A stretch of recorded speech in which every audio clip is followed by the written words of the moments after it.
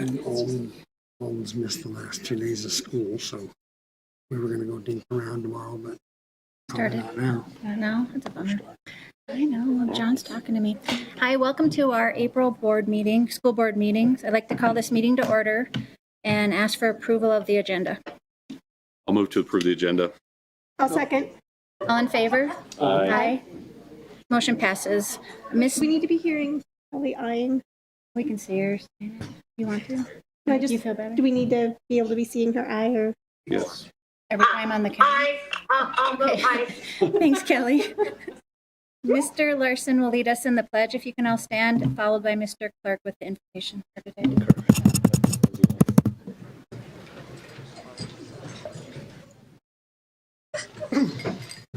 I pledge allegiance to the flag of the United States of America and to the republic for which it stands, one nation, under God. With liberty and justice for all.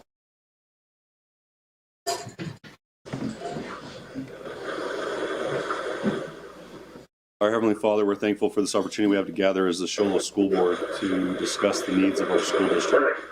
We're thankful for the opportunity we have to gather in these conditions, and we're thankful for our community and the support they give us. We're thankful for our staff and the tireless hours that they work to better the education and the opportunities for our youth.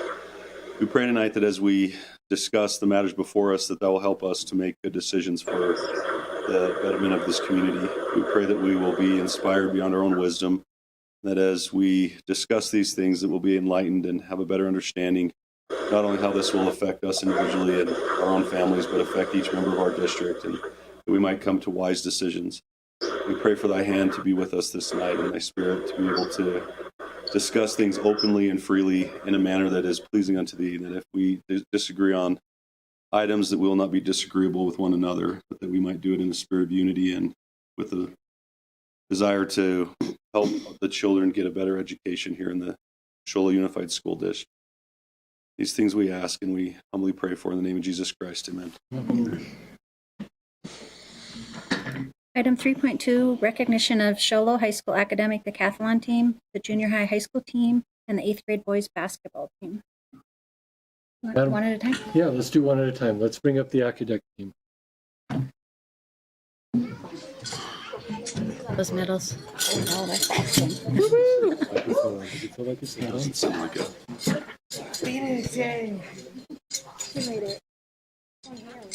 Oh, wait, I didn't see you there. Okay. Sorry, we couldn't hear you guys from down there. I just want to thank you for the opportunity that you gave us to present this wonderful team. Sorry. They have accomplished so much this year. Most of them started studying the last school year.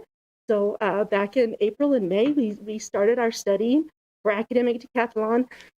This year, they you can see all their medals and all their trophies that they won. And at state competition, we made it to state competition, and they took the 3A division in state, and now are competing at nationals. We started nationals today. That's awesome.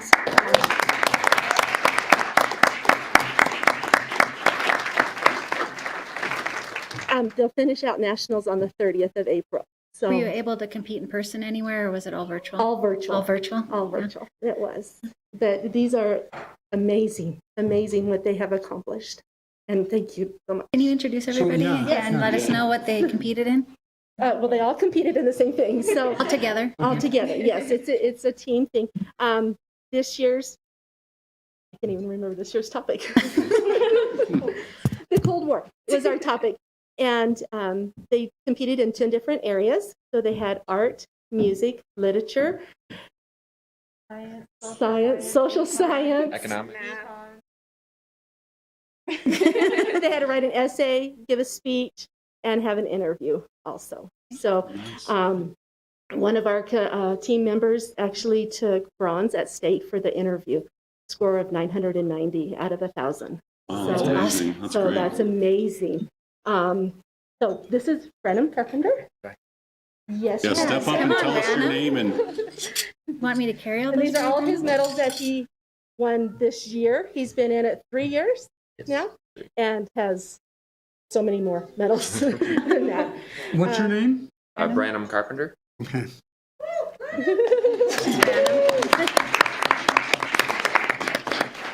Say your name wrong. Phoenix Gegenheimer. I still said it wrong. And all of her medals.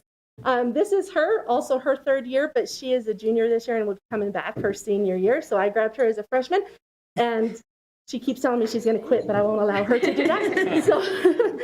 So this is Phoenix. Emily Arizola, she's also one of my seniors. This is your second year with us. Lydia McIntyre, second year, she's also a senior. I'm losing a bunch of seniors this year. Adam Hobbs, this is second year, and he's coming back next year, right? Yes. And Andrew Bernier, and this is his third year, and he is a senior also. So we'll miss my seniors. I want my seniors back. Four seniors? 4 seniors? Five seniors? Yes. I do have one who is actually a distance learner. He lives in the Valley.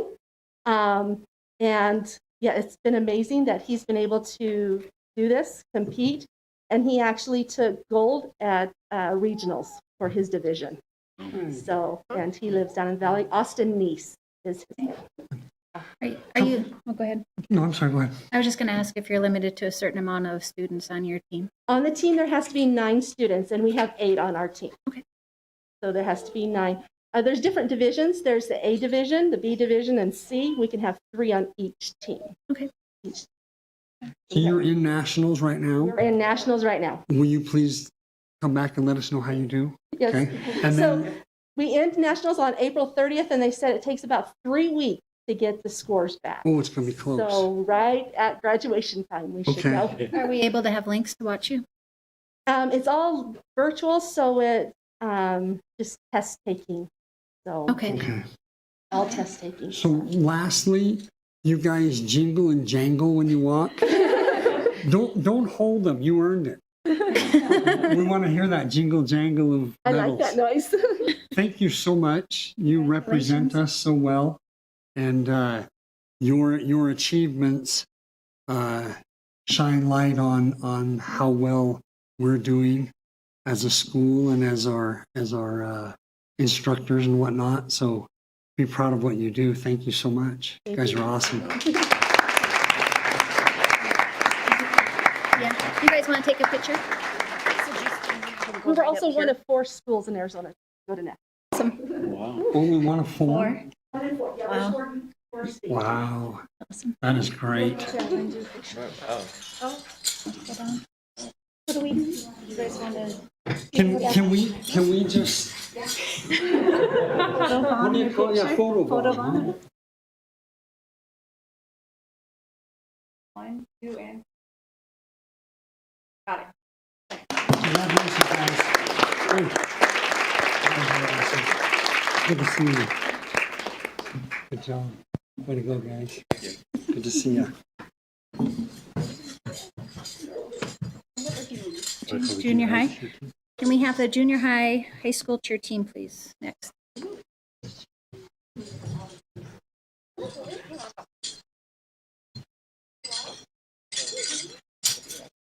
Hi, good evening. Boys, come on, that's you too. Come on. Is there any other students back there? You guys look, I know they're full. Okay, so we're here tonight to recognize the Shola Junior High athletes who once again did an outstanding job of representing Shola Junior High, not only with athletics, but with academics and behavior. Well, some behavior. So I'm just going to take a minute and introduce the coaches and let them have a moment. We have Brittany McMillan, who is our cheer coach, and we have Mike Boyce, who is our basketball boys coach, 8th grade. So we'll start with the ladies first. I just want to say I'm very proud of them. This year was so hard with COVID. We normally start in May, and this year we didn't get to start until almost September. Is like the last week in August. We were finally allowed to have tryouts and all come together. And they still worked so very hard to get our second banner for Shola Junior High. So very proud of them. They worked their little butts off. So, yes. They took 3rd and state. Yeah.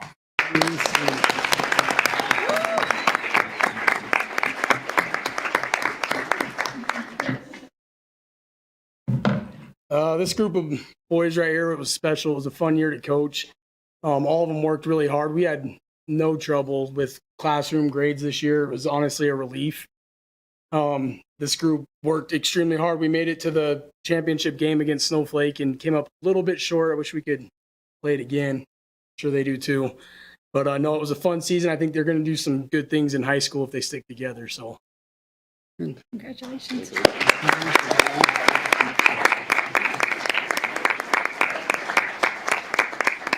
Hey, can you guys start right here? Tell us who you are all the way across, okay?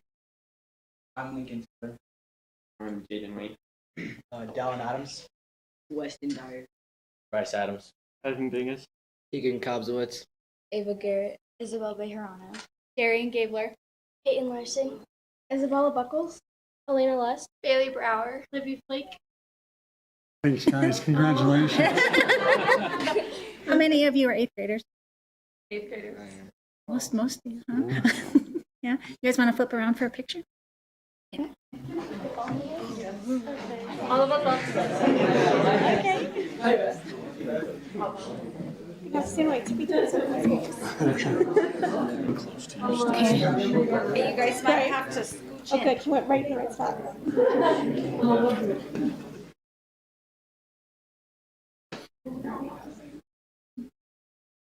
1, 2, 3. And one more. Thanks, guys. Congratulations.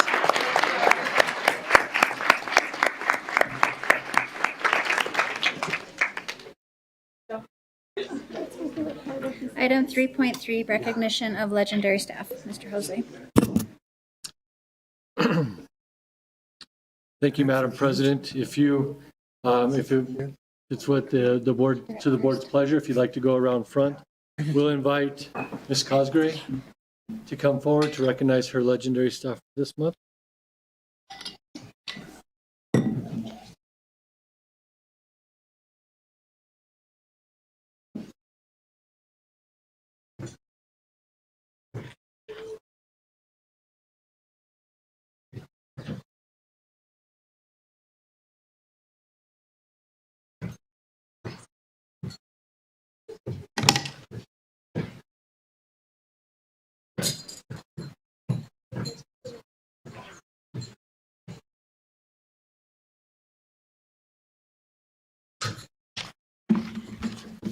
You okay? Yes. You look a little scared. Superintendent Hasley, members of the board, the faculty and staff of Linden Elementary would like to honor Mrs. Vicki Sloan as a legendary staff member. You're going to make me cry. The word legendary is defined as of or relating to legend. Vicki Sloan is certainly a legendary teacher. When I tell people that I work at Linden Elementary, if they know anything about our school, they always say, "Oh, does Mrs. Sloan still work there?" And of course, yes, she does. If you want to know how things have been done in the past or something about former students or their families, go ask Vicki, because she knows. Vicki was first hired as a teacher in the Show Low Unified School District in the 94-95 school year. Some of you weren't born then. It's okay. And she did work as a substitute teacher the year prior. She is our bread baking, goat raising, kid loving first grade teacher, and she is retiring at the end of this school year. Vicki's classroom feels like home, from the pictures on the walls to the smell of baking bread. Students in her room aren't just scholars, they're family members.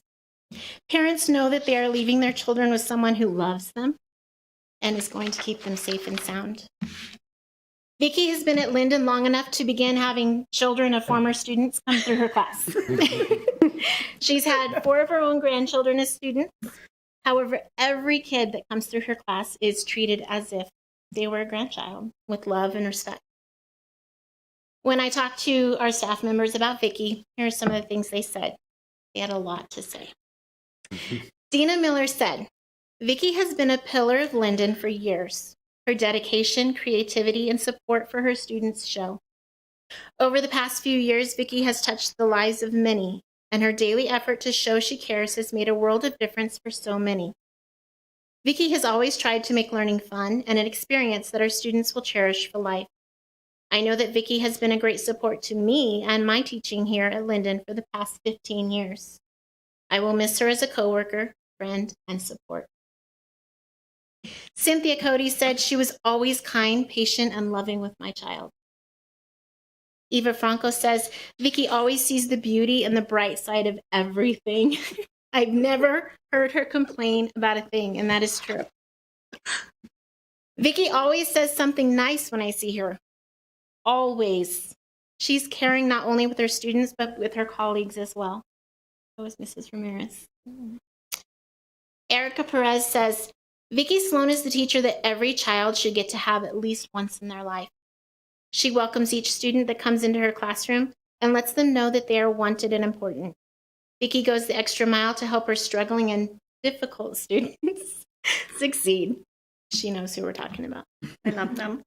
And she knows every day how much they know every day how much she genuinely cares about each child. She has a compassionate and kind spirit and has never lost her love for her students in her classroom. I hope that every life she has touched can carry a little bit of that spirit with them and share some of that compassion. Vicki Sloan is an A+ teacher. Oh.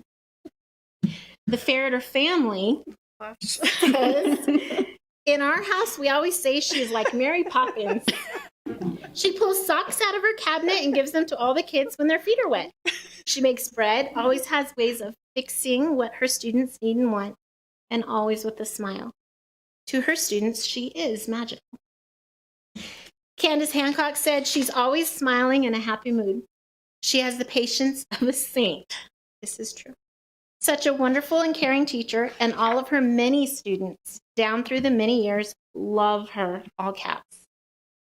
Mrs. Hancock also shared with me her recollection of your first year at the junior high, and can I say I'm surprised you came back.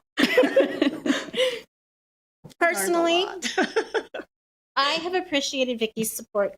When I first arrived in the district, she was assigned to me as my mentor. Perfect mentor for me. She shared her love of Linden and right away encouraged me to love it just like she does. She filled me in with what to do, where to go, who to see, and how the district runs, and I appreciate you. As the principal of Linden, I can say that Vicki's support has encouraged me to reach for the top. My first year as principal, one of our very first meetings, I came to the group and I said, my goal is to apply and be an A+ school. And Vicki's face was the brightest face in the group. She had the smile that showed me that she believed in us, and she knew we could get there. Absolutely. The Linden students and community have a true legend in Vicki Sloan. She leaves us with big shoes to fill and a collection of stories to pass down to those that will come after her. Thank you, Vicki, for your legendary dedication and service to the students and families of Linden and the Show Low School District. And congratulations on your retirement.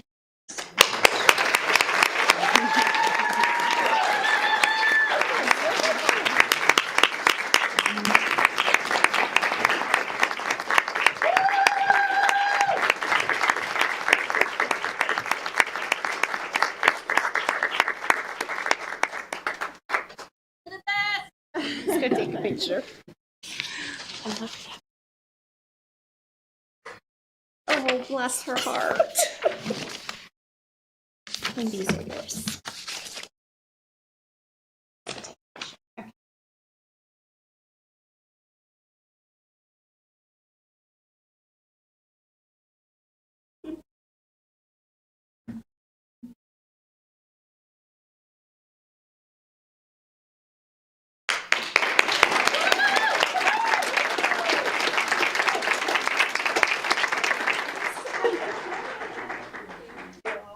Dr. Taylor? Mr. Stabenow, come on over.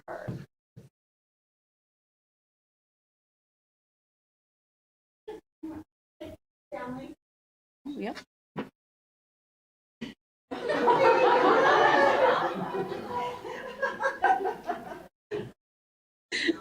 You thought you were scared to be on TV.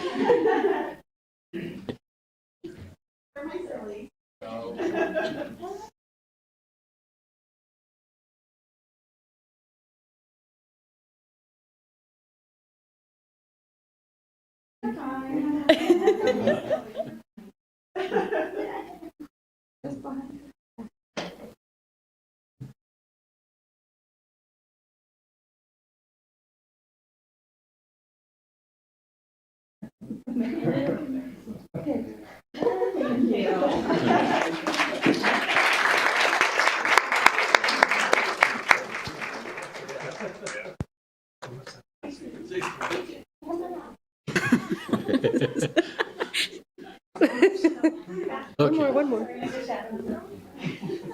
Come on down, Mr. Stabenow.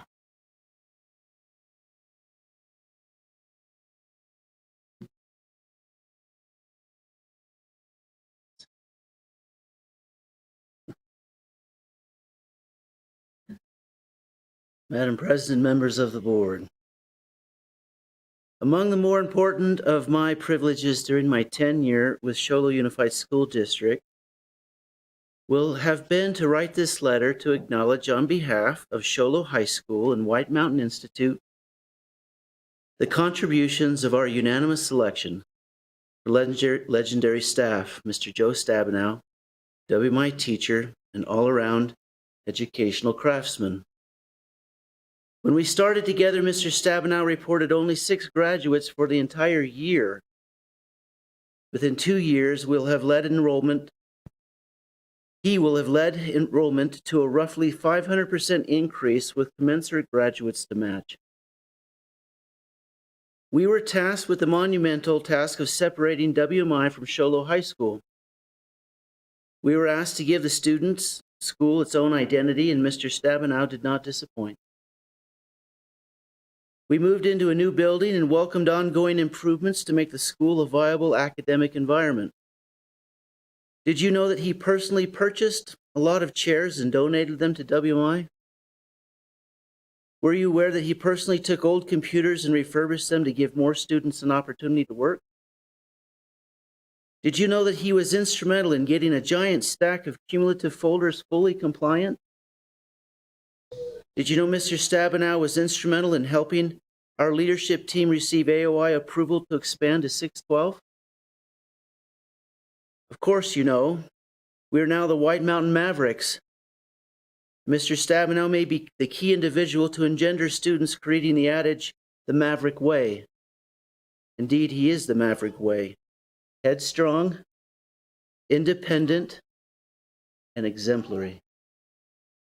Mr. Stabenow, along with his team, Ms. Allison Bjornson, Mr. Greg Clark, and Mr. Gabe Moya, have created a culture of belonging at WMI. Gone are the days of dystopian classroom fracture. Sometimes they come to us broken, but he knows their names,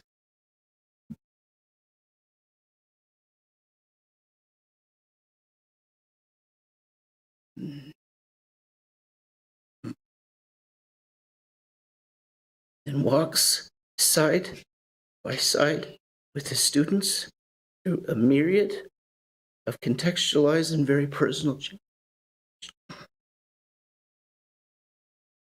challenge. Students feel welcome.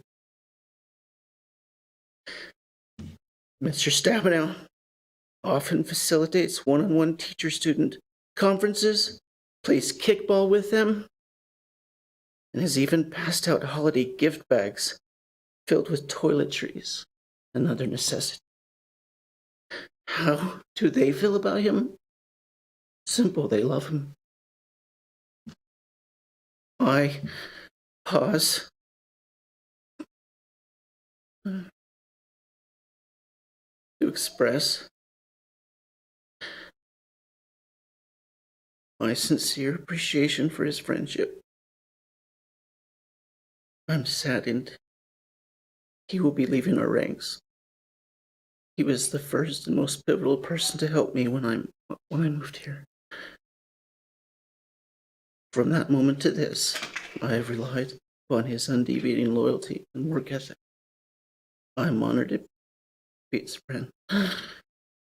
From all of us, thank you, Joe.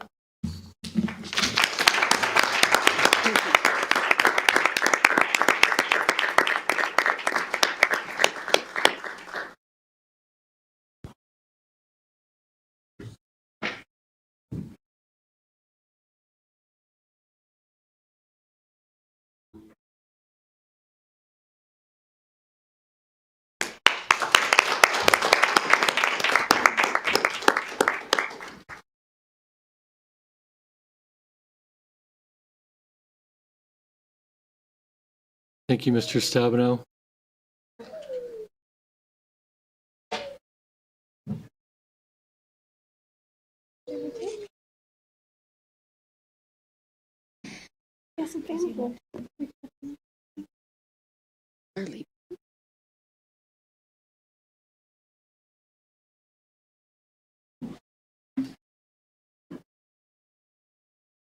Item 3.4, Superintendent Report, Mr. Hosley. Madam President, members of the board, just a couple of things to report. When we talk about summer or activities in the spring, we're excited that our kids are able to participate in spring activities. Grateful for the opportunity for them to go and experience a semblance of normality. And as you hear, they're doing great things in difficult times. We're excited that winter sports drew to an end. They had some success in their seasons. We had individual state champion. We'll bring the wrestlers who went to state in May, and we'll recognize them. We have our baseball and softball teams and track and golf teams are in full swing. No pun, golf swing. But they're doing really well. We're excited to see the number of kids that are participating and engaged in school, whether it's robotics, athletics, band, choir. Kids are engaged, and I think they're excited to have that happen. So thank you for your commitment to keeping school open, keeping school moving, and keeping the option to participate in activities in their hand. There's many around the states that the kids still don't have that option even today. So thank you. I wanted to point out just a couple of things of interest. I want to recognize our food service program. They, if you remember when COVID hit and we went into shutdown just over a year ago, the federal government opened up the opportunity to provide students that had a need with meals. And our food service department, our child nutrition department, was the first to respond in the area, delivering over 75,000 meals in the time of closure. At the same time, they got to go under a pretty intensive review of the program. So it was thrown on them. They jumped in, put their shoulder to the wheel. They jumped in, got it done, 75,000 meals, and had a review to make sure they did it all right. And ADE sent this letter, and I want to just read this portion of recognition. On behalf of ADE, I would like to thank you and the food service staff at Linden Elementary for assisting me in the completion of the FY21 SFSP review. That's the summer food program acronym there. I enjoyed seeing the children of the community being served breakfast while I was out on my on-site review. I am impressed with how well you all are running the SFSP program during COVID-19. Thank you and your site staff for ensuring that the children of your community have been fed during this pandemic. Keep up the good work. There were no findings cited during the review for our child nutrition program. That's phenomenal. Thinking about the way we had to respond, the speed in which we had to respond and to find no findings. I think hats off to that team, from those who prepared and served, drove the buses to get it to kids, and to Mr. Houston for leading that effort. I wanted to recognize them for their efforts this evening as far as that is concerned.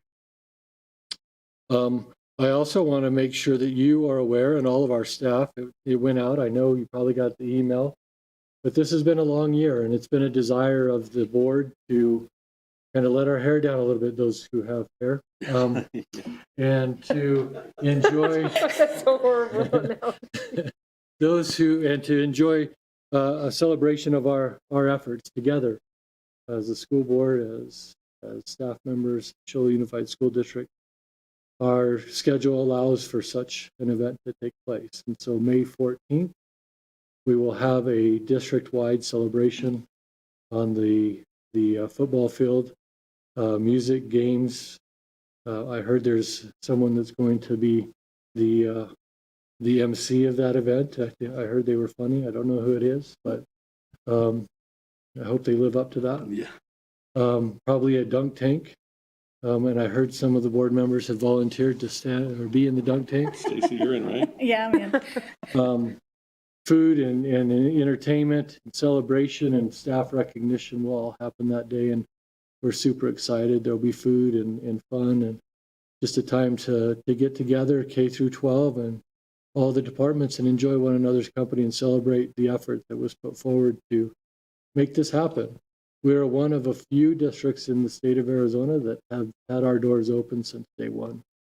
And I applaud the efforts of all of our staff and the vision of the board for making that happen. So thank you. Madam President, that is my report. Thank you, Mr. Hosley. Item 3.5, call to the audience. Anything? No. Item 3.6, future board agenda items. We need to have a meeting, right, for the budget coming up? Does that need to be? Yeah, Madam President, I would suggest that I will provide a calendar here pretty quick, but I would suggest that I know there's a lot of intention that the board wanted to get some more feedback, maybe some community meetings, spend some time digging into the budget a little bit. I don't think we can do that in a work session in May. And then we'll do some today to kind of launch that effort, but I think there needs to be a little bit more between now and May too. Our goal is to adopt the proposed budget by June, the end of June. That's when statutorily we would need to have it adopted. Okay. Kelly, do you have anything? Kelly, do you have anything that you wanted to say? For future board meeting agendas? Yes.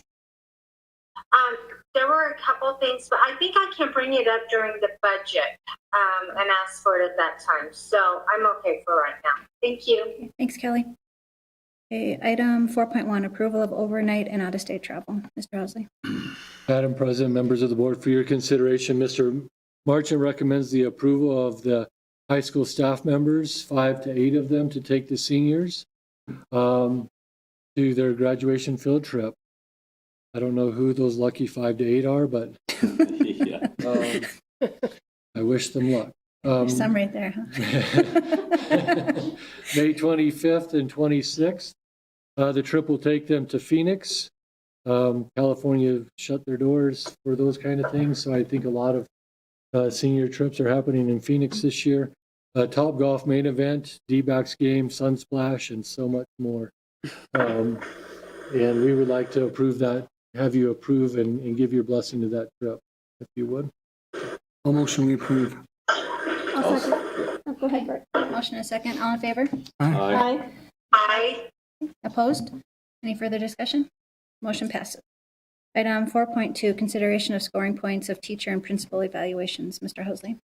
Madam President, members of the board, it was brought to my attention by members of our administrative team that as they go through the evaluation process with the teachers, that remember last year, because we didn't have AZ merit, that we waived that point as far as that achievement point. This year they changed the test, so it's going to be AZM2. And part of the factors in the evaluation is you get a point for growth.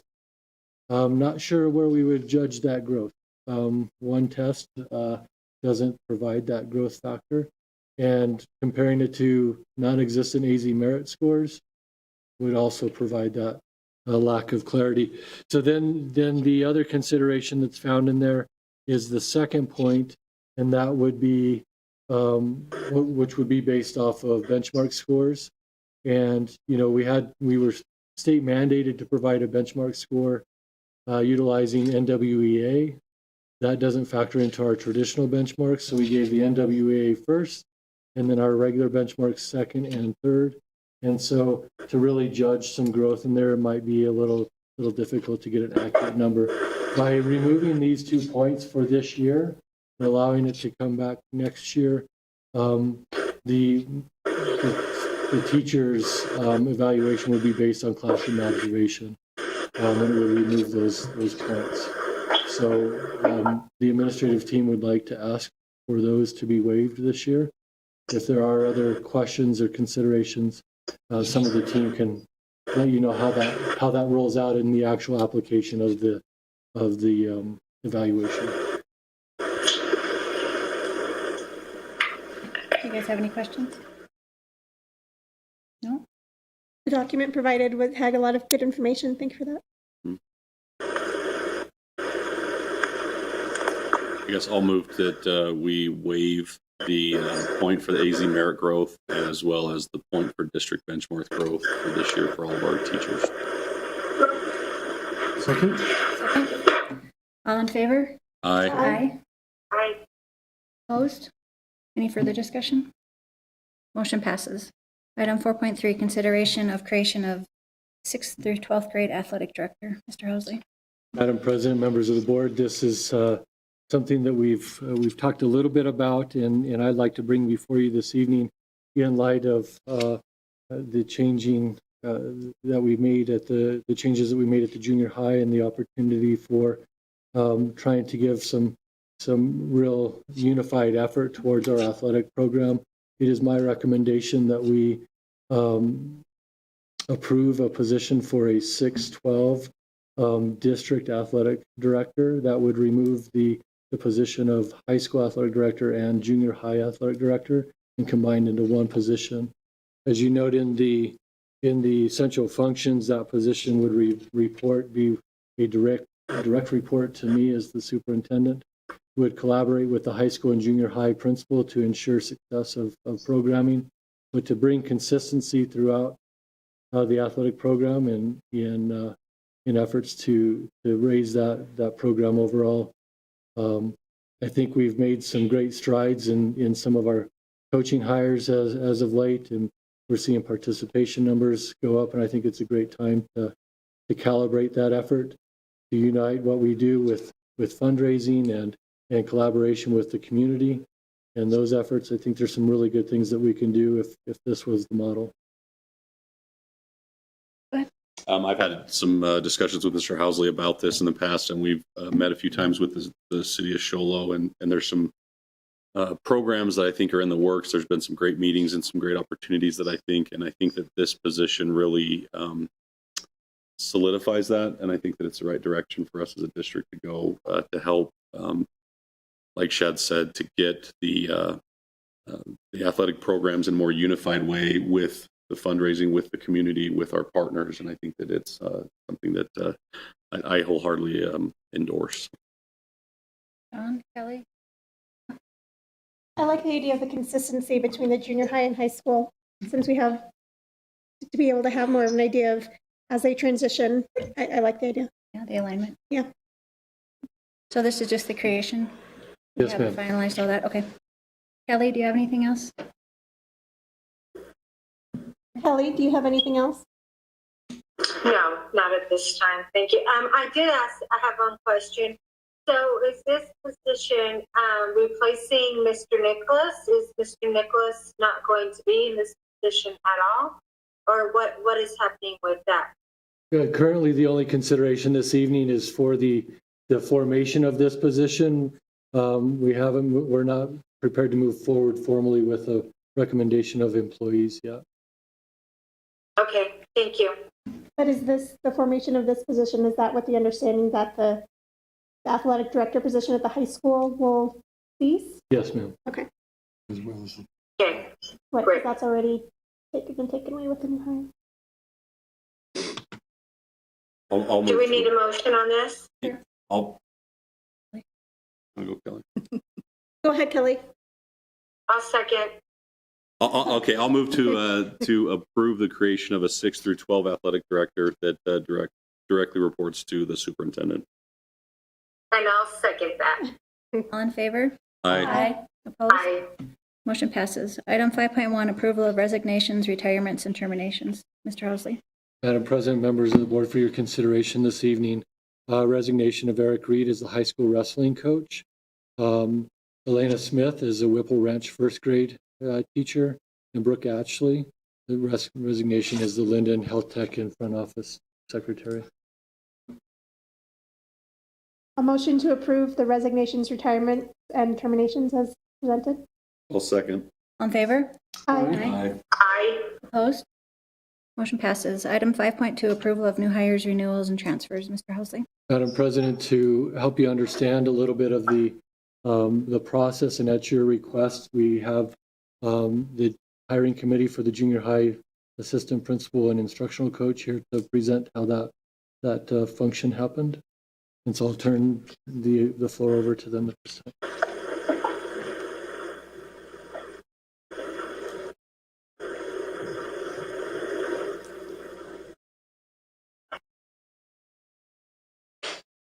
Good evening. Thanks for some time to talk about this. It was really important to me to kind of explain to all of you what the process was that we went through for these positions. A little bit different, really, maybe more comprehensive than we've been through before. And so it's just exciting to kind of see how we built some value into this process. So I have with me tonight Mrs. Ashley Robertson. She's the assistant principal from Show Low High School. And so she and I are going to kind of partner talk through the presentation. Do we have that? The assistant principal position first.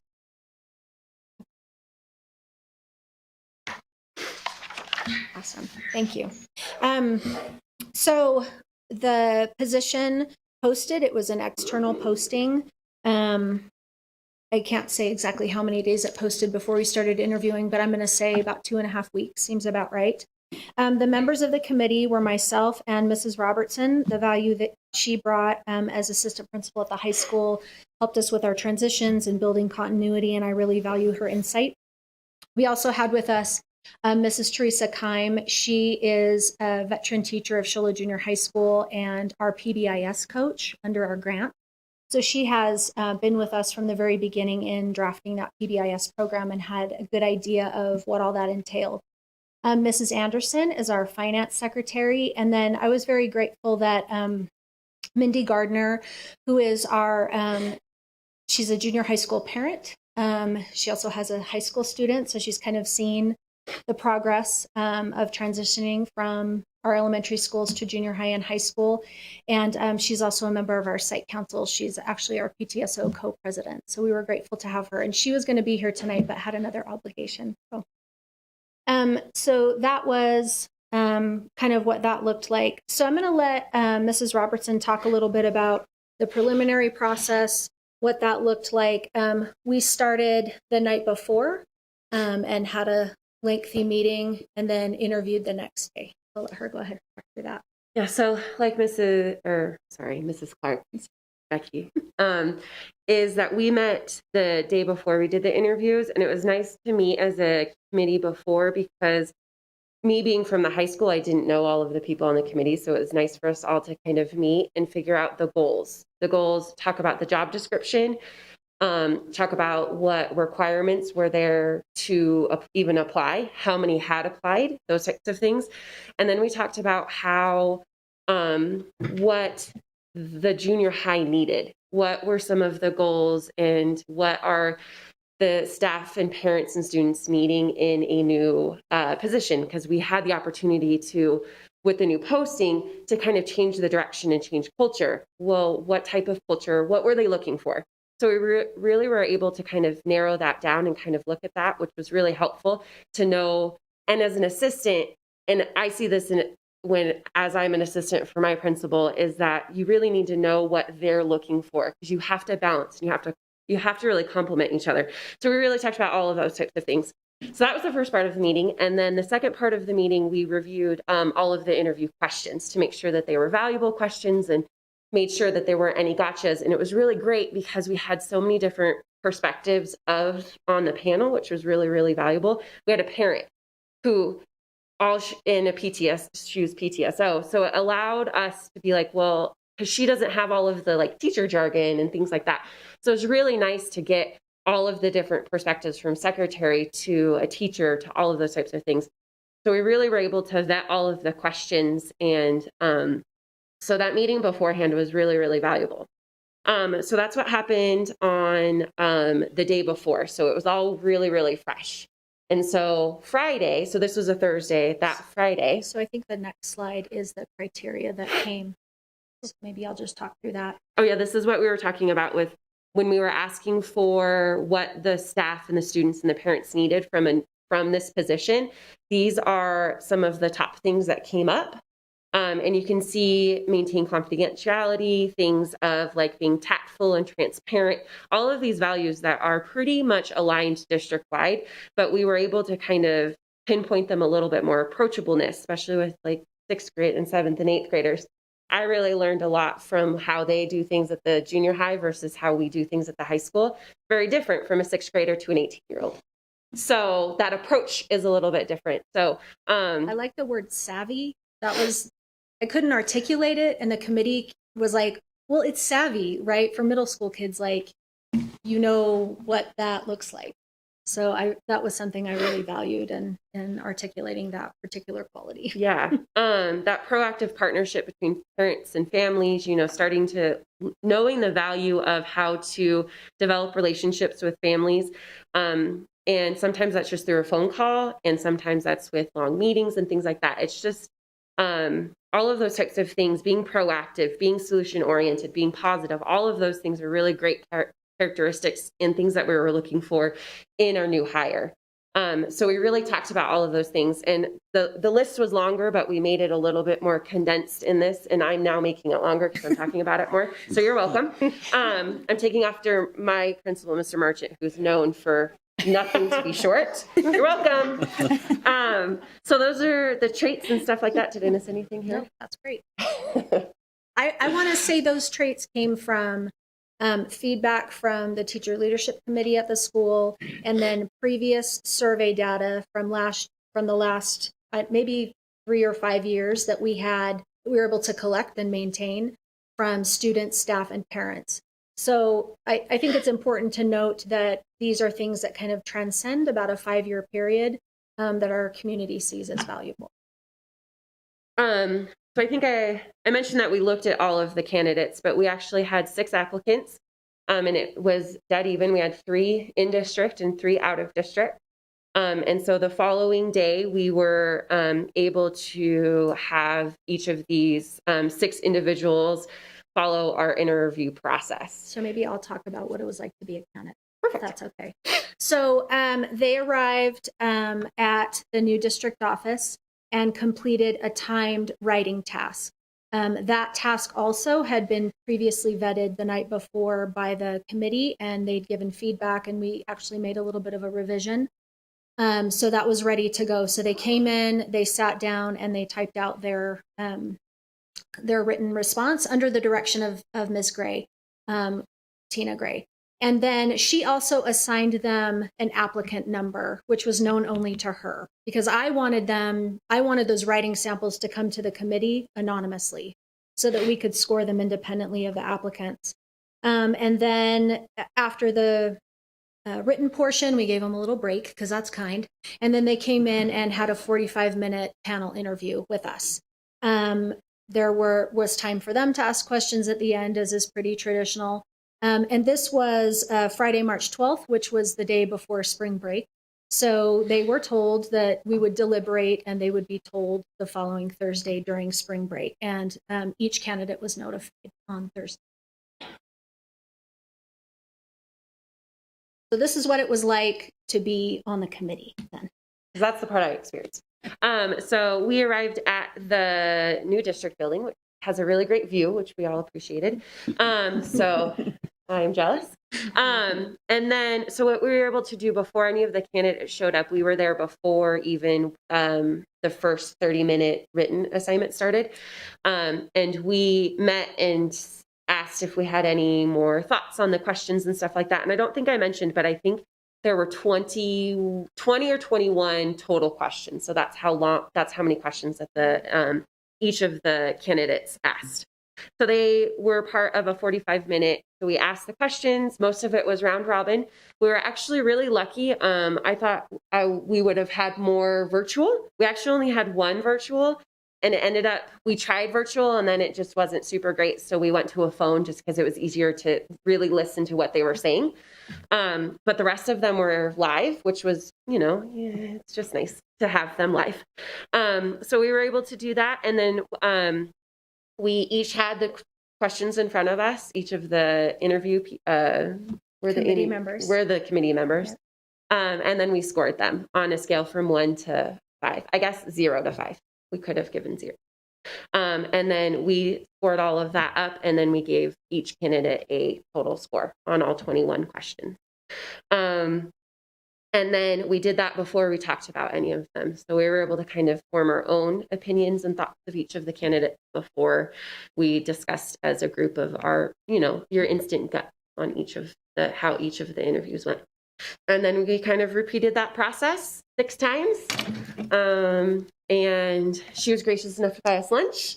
And It was a long day. It was a really long day, but it was a really good day. I was doing the math and going, what time did they start? Yeah. It was about a 14-hour day for the committee.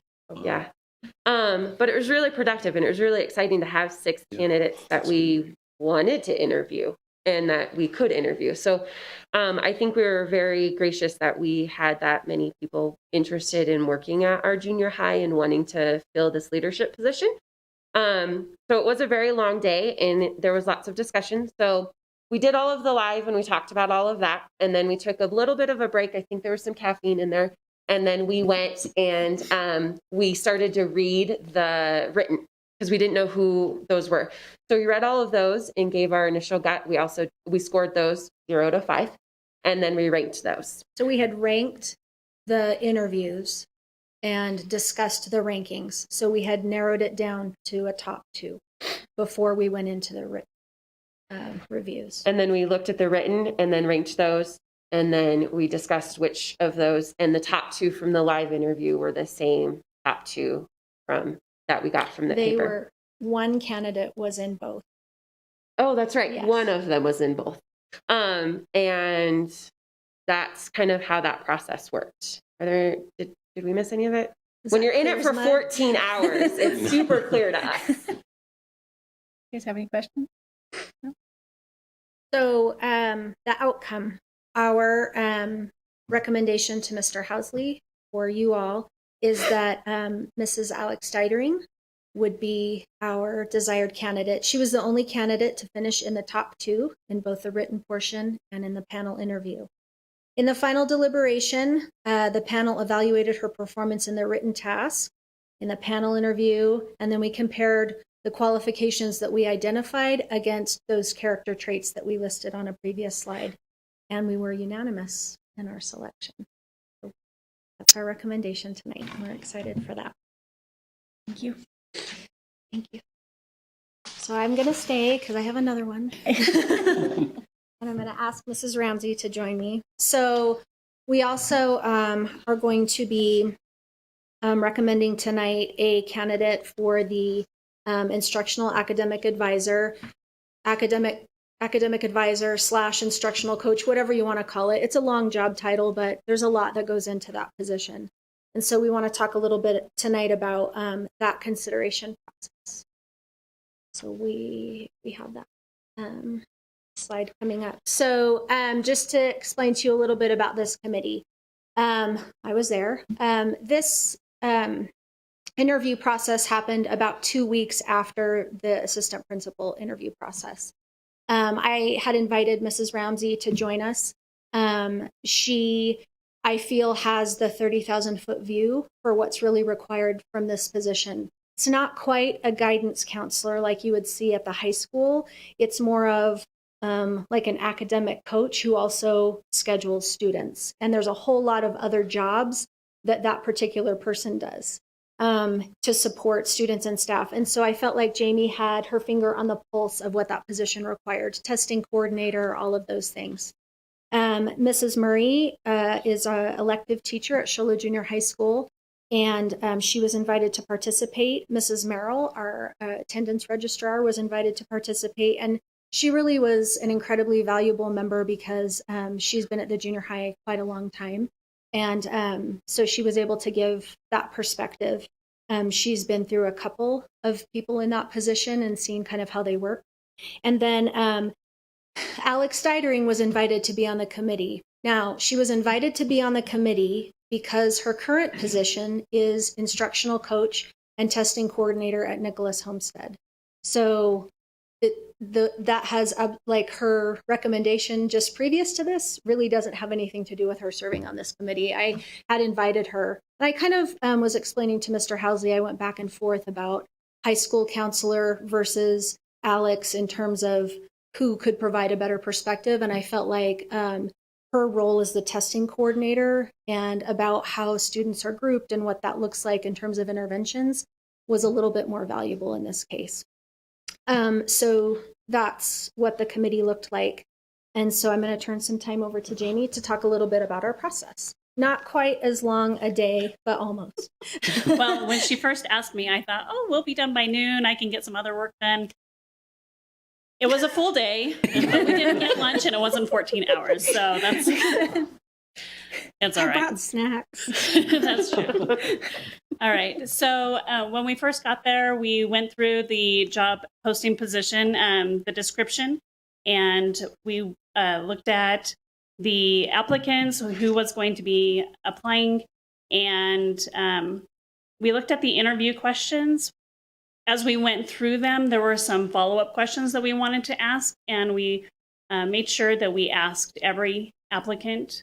We didn't want one to get a question and not somebody else not to have that ability to answer. So we made sure that every question was asked of each.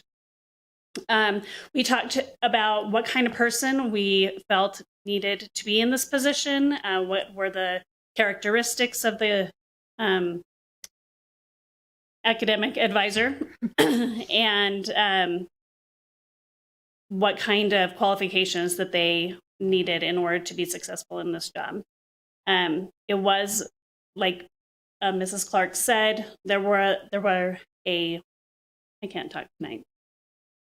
There were several different positions that were represented, and I really appreciated that it wasn't just a room full of teachers, that it was a secretary, a teacher, an instructional coach, and then me being able to see the applicants and knowing that I was going to be working with them with testing and, benchmarks and AZM2 and everything.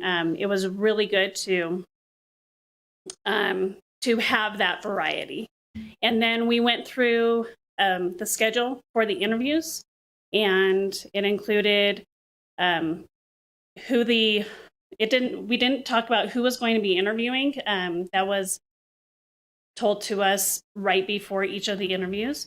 And then each of the interviews took about 45 minutes, but we can talk about that in a little bit. I do want to say too that it'll come up here in a minute on another slide, but the instructional academic advisor position was posted internally. That was pretty critical for us because this position really needs to understand how Show Low Junior High School ticks. I needed somebody who had an understanding of kind of our inner workings, what our testing systems looked like. It was critical to have that component, and so it was posted internally. And so when I was looking at people who to invite to participate on the committee, that was a little tricky too, because all the candidates participate in PLCs or they're coaching or whatever, and so just to give you that kind of piece. So these are the desired qualities and traits that we had for our instructional academic advisor, and there's kind of that same theme of empathy, partnership, being a part of the school community, being proactive but also empathetic. And especially with this position, I think we were looking at that being up to date in the essential elements of instruction, understanding the organization piece. And then the last bullet is the one that's really important to me, someone who believes that all students can learn and grow. That's incredibly critical for this position, because when you're looking at a student schedule, if the kid says, I want to take an advanced class, you need to have somebody that says, you think you can do it? Yeah, okay, right? So that's really important to me and something that I think has been a part of that position so far. So that's what that looked like. The candidate was posted internally due to the teacher on assignment status, and we wanted to maintain the current district philosophy. And we had 6 applicants. One considered a withdrawal late, and that's okay. So the 5 applicants that applied had the necessary qualifications and were invited to interview and did. And so we talked a little bit about what it looked like to be on the committee. Pretty similar to the assistant principal. We'd interview, talk about it, score independently, then talk about it. And then at the end, we individually ranked all the candidates we'd seen and then compared.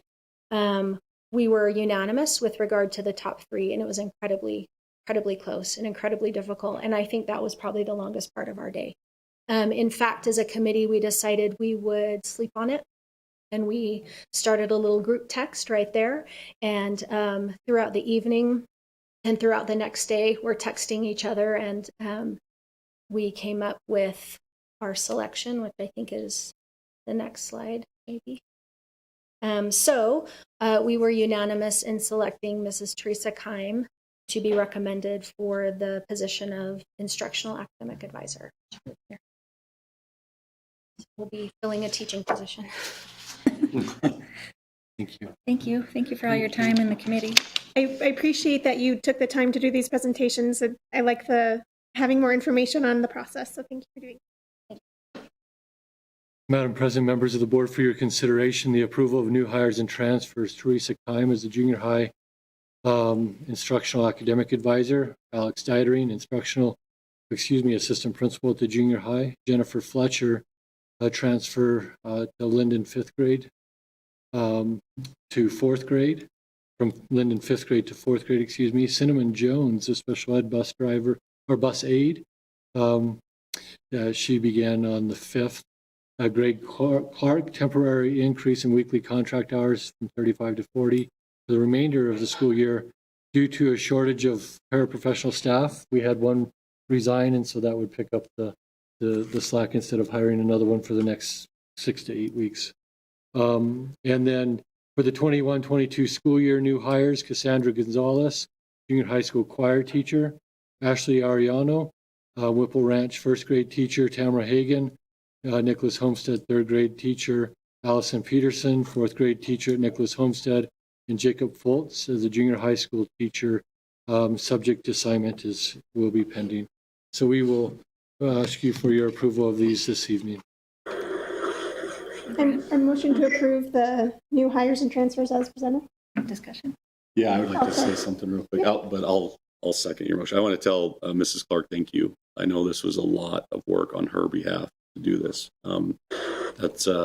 She's already a busy principal, and to have to take on an endeavor like this is very taxing, but I think it was definitely worth it. I think that with these 2 positions, especially the junior high vice principal, I think that that's a very difficult job. And I give my full support and pity to Mrs. Dietering, because it is not an easy job to do. You're dealing with kids that are at a very emotional time in their life. They're transitioning from K through 5, and they're getting ready to go into high school, and you're dealing with a lot of emotional stuff. You're dealing with parents. Maybe their kids have not experienced those types of things in the past. And I think going through a process like this, it lends credibility to you holding that position, because it's not going to be an easy one. And there's going to be people who are going to come in and they're going to question you as an individual. They're going to question your authority and why you got the job and all those kind of things. And so I appreciate the process that has happened. It was a very time-consuming one, but I think it was a very worthwhile endeavor. And I think that it was done with the utmost professionalism. And I like that we were able to get the committee members to do that. And we're kind of joking with Shad here. That was a 14-hour day on a Friday of spring break, right? Like that's tough and that's hard. And we have a lot of staff members who on Friday of spring break are taking either the day off or they're taking off early and stuff. So I applaud Mrs. Clark's efforts in doing that. And so and I appreciate the direction the junior high is going with this and with our athletic director for the district. I'm excited about the opportunities that we're bringing for next year. So with that, I'll second Lamista's motion. All in favor? Aye. Aye. Any further discussion? Opposed? Motion passes. Item 5.3, approval of certified staff for the 21-22 school year. Mr. Hosley.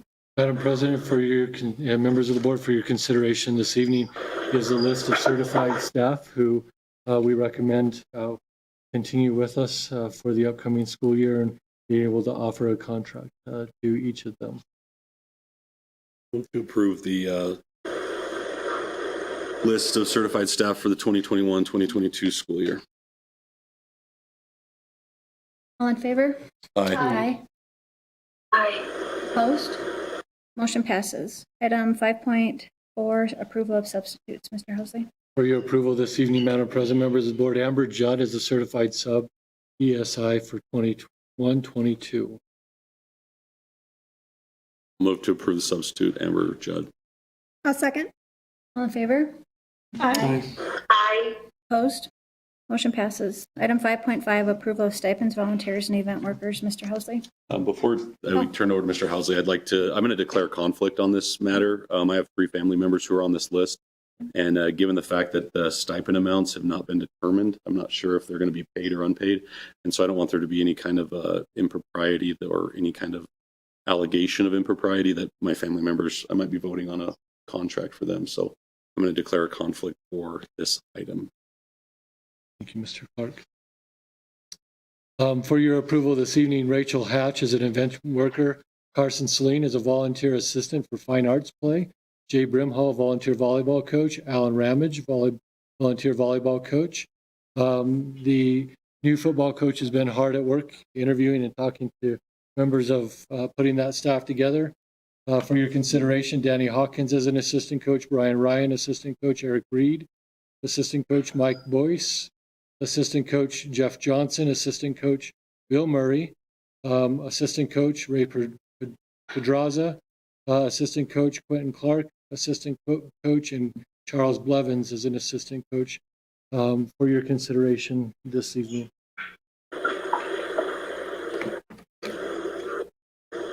And the stipend hasn't been declared yet because we are that's part of setting the budget piece and what that looks like. Each of these individuals were told if they were paid that it would be whatever the budget amount is distributed based on the 9 coaches. We're not just adding coaches and blowing the budget up so that you know.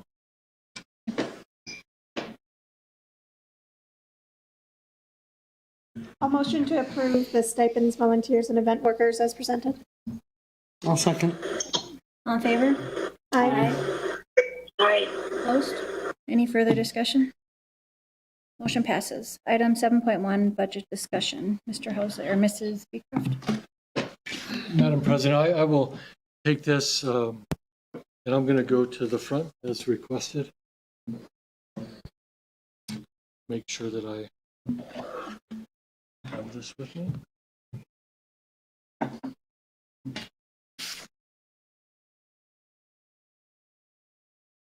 So that we can capture this and not have you bounce back and forth and with your heads there. This is the first evening for our consideration as the board starts their endeavor on setting the budget for the next fiscal year. And so I want to go over just a few things that we'll need to consider. We did share this during the work session, and I know some of you have been able to actually consider this. That should be on the sorry, I was wondering. Wasn't there? I wasn't logged in. That's right. It is on that flash drive also. Misspeak. I wanted to just, these are considerations that we'll all have to consider as we move forward in the budget. Now, just remember for everyone so that we know that our objective is to set a budget by the end of June. That's when we should have our proposed budget in place. Then there's time between that proposed budget in the first part of July for public comment. And we'll hold a budget hearing at that time, take on budget or public comment, and then we'll approve the proposed budget in July. That will happen in that, and that's kind of where the statute says that our timelines are. Remember, our fiscal year is from July 1 to June 30th. And so it is different than a traditional fiscal year of January 1 to December 30th. So just something to keep in mind. Some numbers to put in the back of your head. Base support level is something that is critically important to us. The base support level is the amount of money that is the factor that is multiplied by the student count in order to set our budget. It's important to note that last year that number was $4,359.55. And they multiplied that by what our 100th day count is, and that's how it factored into our final budget for this year. You remember in December, the Department of Ed asked us to reduce our budget. They calculate as we go through the year, and in December they say, hey, you overshot your projections, because we have to set our projections for next 100th day. So that's important for us to remember. So in December, they said you need to reduce your budget by whatever factor that is. And then they did that again on the 100th day, and we will reduce our budget or make whatever budget adjustments we need to in May during our May board meeting, maybe in our June board meeting, whatever final adjustments based on our 100th day count. So that's how that plays in. This year, we'll see a 1.22% increase in our base support level, plus 3282, and I'll explain what that 3282 is in a minute. But so you take the 4,359.55, multiply it by 1.22%. That gives you an amount of money, and then you add the 3282, and that gives us $4,445.55. It is probably more around the 94 cents area, but we'll get that fine-tuned as we go through. The 3282, during the 3 years of the governor's 20 by 20, the last year they placed the money that was allocated for that in the Classroom Site Fund, which is otherwise known as our Proposition 301. They placed that in there temporarily so that they could push that out to districts. They knew they were going to pay off their obligation to the State Facilities Board. And after they did that, then they were obligated to move that money back into the base support level. So that's 3282 is what that movement of money back into that was. And remember, that was because it was intended to continually to fund whatever that increase looked like. And so it's not additional money, it's just continuing to fund that obligation that the governor made for 20 by 20. Okay. I want to explain just make sure everyone understands the difference between three things. It's called ADM, or otherwise known as average daily membership. There are three calculations that are important. One is ADM, simple ADM, and that is what happens when you count 1, 2, 3, 4. There's 4 of you, you're 4 ADM, okay? You're in the seat. Then there's what they call weighted ADM, and that means that students who are in preschool have a certain weight that's greater than 1. K through 8 has a factor that's greater than 1, except for kindergartners who are weighted at half plus the weight. So that's really confusing. But then the other students 1 through 8 have a weight, and then students that are 9, 12 have an additional weight factor. So they give you a weighted ADM count. Okay, that number, the average daily membership, the simple students in the seat calculation from 1920 was 2352 and a decimal point there. This year was 2221 and a fraction also. So you'll see a reduction of students, physical students in our presence. Weighted student membership, now that weighted factor, 9th grade, obviously if you lose a high school student, that's a little bit more walking out the door than if you lose a first grade student, right? Just a little bit, it's not too much. So it was 2812 was the factor in 1920 and 2657 for this year. So you can see how that weight factors in, right? The difference between 2221 and 2657 in this year alone. That's how the weight factors in. Now it's important to note when we talk about Classroom Site Fund and 301, this is the factor that they use to calculate how much money you get coming in to the pot from 301, from Proposition 301. This is the factor, not the initial ADM and not the weighted plus add-ons. And I'm going to talk about that in just a second. So the weighted plus add-ons is you take the ADM, you add on the weight for high school, and then you add on additional weight. Most of those factors, you have a factor for K3, K3 reading, and then all the other factors are factored in our special needs factor. For instance, an EDP student, an ED student, a student with a specific learning disability. All those are a vision impaired student, hearing impaired. Those are factored differently, so you get additional funding for those students. So for instance, when an EDP student walks out the door, you're basically watching 12 students walk out the door. So that's how it kind of factors in. And so you can see that in the presentation there. Last year, a weighted student plus 80 plus add-ons was 3265, and this year it's 3072. And so that's where we get our total factor of loss of students and percentage of loss, which was about 5.5%. Okay, you can see how it changed there. Our preschool kids 8.6 to 6.6, K8 1562 to 1456, and high school was 780 to 758.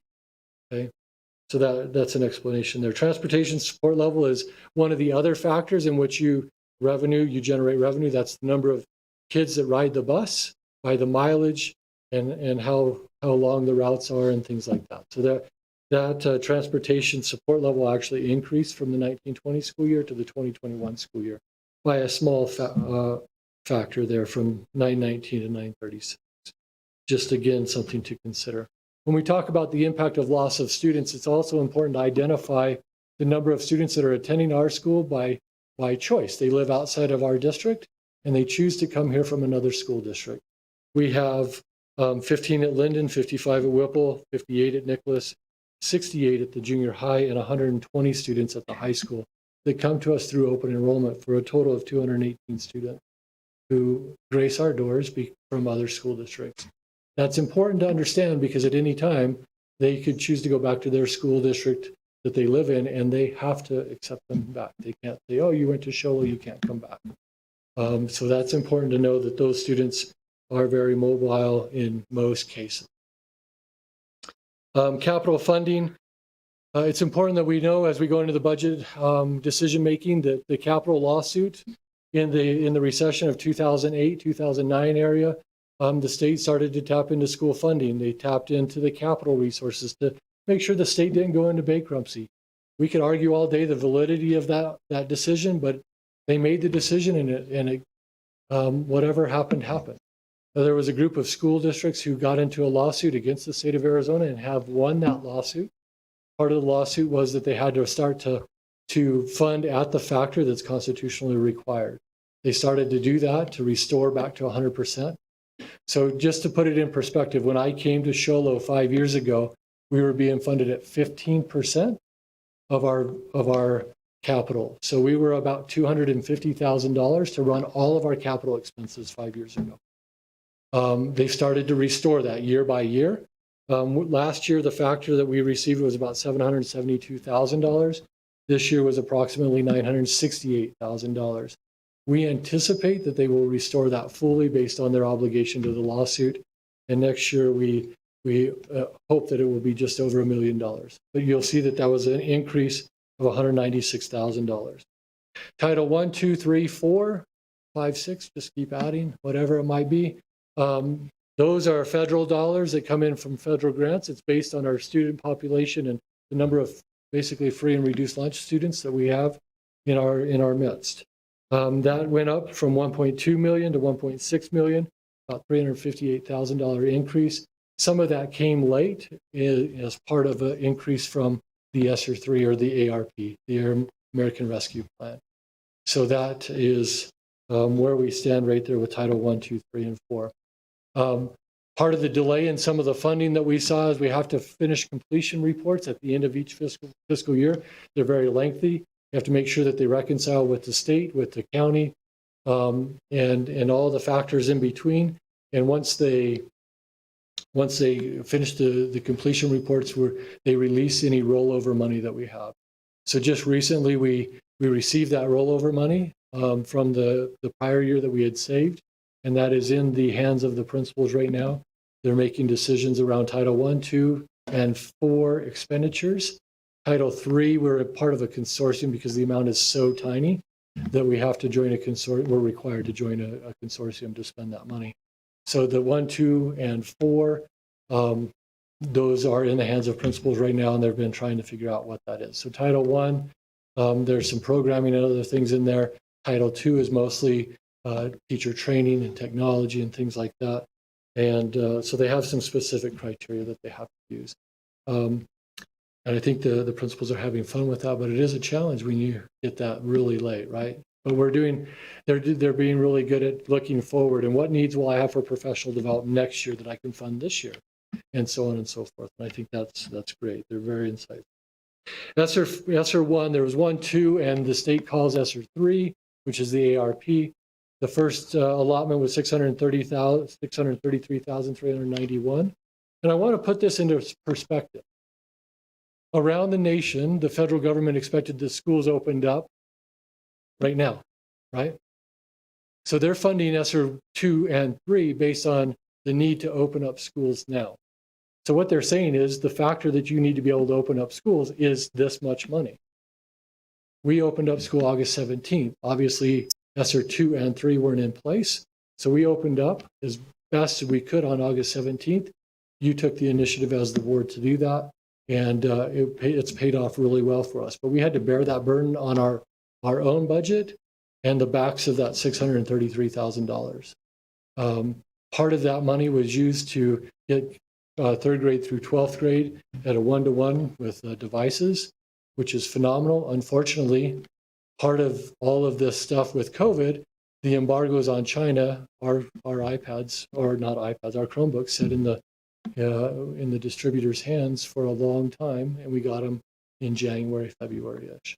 So that was a delay. It was disappointing, but it happened. But that's where that $633,000 went, and we still have a little bit of that money that we've been using to help with PPE and sanitation and other things like that. ESSER 2 came out in December. $3.1 million has been allotted to our district. We have not expended any of that money to date. The application just opened up in the spring, and we are taking our time to determine when and how that money is going to be spent to make sure that we target the right areas and make sure that we hit the right things. That money is sitting there waiting for that to happen. We have until December of 22 to spend those funds. So we do have a little bit of time. ESSER 1 has to be completely finished by December of this year. Okay? ESSER 3 came along just recently. That was part of the ARP. There's still a lot of discussion from the state on how to access that, what it's for. I've seen factors. I put estimated $8.8 million. I've seen a factor of 7.5, but it's 7.5 to $8.8 million. It's phenomenal. When you put that all together, it's about $11 million. You'll be approving a budget in June that's closer to 15. So that tells you how much it really is. The bond that we approved a few years ago was 10. You saw what we did there. The important thing to know about ESSER 3 is that you have to spend 20% of that, or about $1.7 million, on programs to close gaps in student achievement because of COVID. There is a list of 13 factors-ish, 9 of which we've identified that probably are applicable to us, in which categories that we can spend this money. And we just have to be super creative, and it has to tie to COVID. And COVID relief. And so we've been exploring what percentages would match those 9 categories. As you heard in the work session, the committee presented that they talked about how to spend some of the ESSER money. The admin team has been looking at percentages and categories. We've tried to identify and target what will really be there. We haven't made any decisions yet because $11 million is a lot to spend. And one thing we don't want to, and I know you don't want to, is get to the end of it and they say, well, what was the impact of that 11 million? We want it to be significant. So it's pretty important that we do that. We can't just have an opinion. We can have an opinion, but it can't drive our decision-making for the intervention, because it has to be research-based. It has to be something that is driven based on research and founded in strong educational principles and best practice. And we have to be able to measure it from beginning to end, and that's our intent. Okay? But we're super excited about $11 million gracing our presence, and we look to see how we can utilize it. Just so for your figures, 11 administrative staff previous year, we still maintain that. 128 teachers, now is 125. We reduced by 3. Part of that was because of loss of student population. Because of attrition, we didn't fill those positions. Paraprofessionals, 47. We went up to 50. Counselors, SLPs, we went from 9 to 10. Secretaries, 21 to 22. Support staff, custodians, maintenance, grounds, IT, health tech, child nutrition, from 71 to 72. And then that's a total of 290 employees currently, so we're +3 from the previous year. Okay. If we go down, there's a couple other things that I just wanted to put out there. Historically, if you take out 2014, our tax rate is pretty flat. That is something that's in the budget consideration. It's something that you as a board have to work with Vanessa and I to figure out where we're going to set that tax rate. But that's historically, we've been right there. I want to put this into perspective too. I came from Southern Arizona, and when you look at our tax rates in Navajo and Apache County, and the combined tax rates being between 4% and 6%, that's pretty phenomenal. If you're in Southern Arizona, those look like 7.5% to 12%. I think we've done a pretty good job here, and especially in our school district, of limiting the impact of taxpayers while providing quality education. So I think that's an important. If we go down a little bit further, there's some key priorities we'll continue to develop. These are very initial in thought, but they are things that we need to think about. Bus replacement schedule. Buses break down. We didn't replace every one of them in the fleet with the bond, but we did a lot. High school gym dividers in the gymnasium, so we can utilize that space more effectively for multiple events in our partnerships with the city and others. Ensure classified employees have tools to accomplish their daily tasks. I did a walk in my shoes with our custodians. I know a lot now about the challenges that they have, and I appreciate that experience that I had with them. Computer and technology replacement schedule. Technology has a lifespan, and we need to make sure we have a good plan to replace technology. One thing that's on a big ticket item is we need to make sure that the teachers have the tools they need in their classroom, from computers to other instructional technology that will allow them to be successful. Addressing student learning loss, K-5 reading, conferencing, those are things that are on our 5-year strategic plan, and they're things that we want to address. There's a plan that was just explored with the teacher committee just the other day. I will be super excited when that committee rolls it out to the board. I hope it happens in May, but I won't tell you much more about that. But I think it's a very, very good plan to address the K-5 reading and how to get our teachers empowered to teach that. And so I'm excited to hear how that comes about. Some key assumptions that we have to make, and some of these aren't assumptions anymore. We lost students.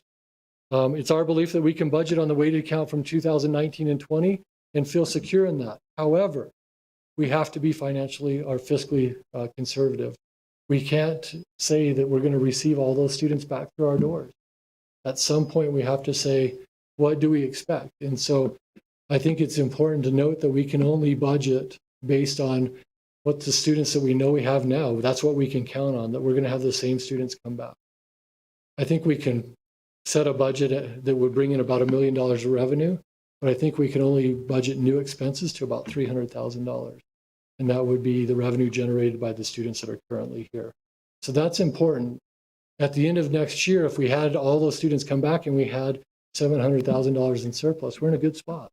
But if we budget out to $1 million and we have to adjust our budget in December, $700,000, we're up a creek, right? So we need to make sure we got it organized right.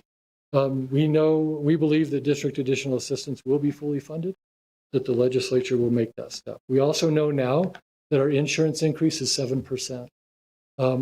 Our friends around us saw 12 to 15%, depending on which insurance trust that they're with.